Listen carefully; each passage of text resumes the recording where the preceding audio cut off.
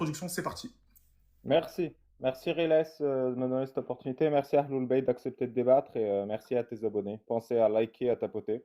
Adribouhouna un peu sur mon petit nez. Je suis Ali Babal, le meilleur imam laïque de France. Vous avez toutes mes infos sur alibabal.fr. Je suis un ex-musulman. J'ai quitté l'islam il y a 10 ans. J'ai d'excellentes raisons d'avoir quitté l'islam et je suis là pour vous les présenter. Je pense que l'islam nuit aux êtres humains plus qu'il leur fait du bien et que les musulmans, de manière générale les arabes, vu que moi je suis un arabe, je viens du Moyen-Orient, auraient une meilleure vie sans l'islam qu'avec l'islam. Et comment je fais ça? Comment je fais ce travail? Comment j'explique aux musulmans que ce serait meilleur? Je leur explique ce que l'islam promet, je leur explique ce que pas l'islam promet, et je leur permets de constater que l'islam leur fait plus de mal que de bien et a fait plus de mal que de bien à leurs ancêtres.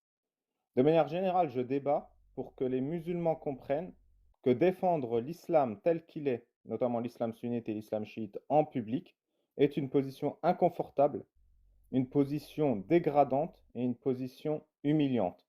Et je fais ça à la lumière de beaucoup d'éléments. Sur ma chaîne YouTube, donc Ali Babal Sagesse d'Islam, je lis le Coran et les tafasirs, donc les explications des savants de l'islam. Et je montre que les savants de l'islam sont des criminels et qu'ils l'avouent eux-mêmes dans leurs propres textes.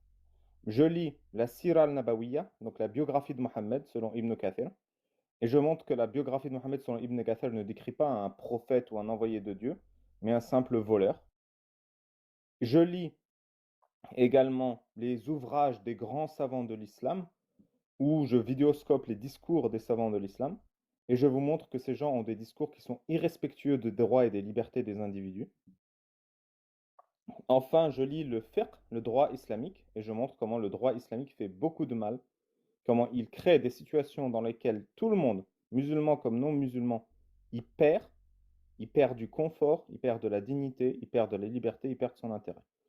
Donc je débat avec des musulmans pour leur montrer que défendre l'islam en 2026, c'est une position qui est nuisible pour tout le monde, une position inconfortable et une position irrespectueuse des droits des autres, mais aussi d'eux-mêmes. Et je ne dis pas ça au pif, à chaque fois je vous donne une source, que ce soit une source coranique, une source sunnite.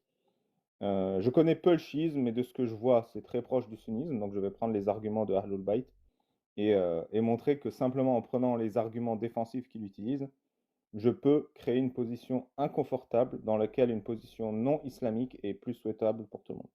J'ai écrit un livre, Incroyable Islam, où je recense toutes les bêtises qu'on m'a apprises quand j'étais musulman et pourquoi je pense que c'est des bêtises, source à l'appui. Donc n'hésitez pas, vous l'avez sur Amazon, Incroyable Islam du Cheikh Ali.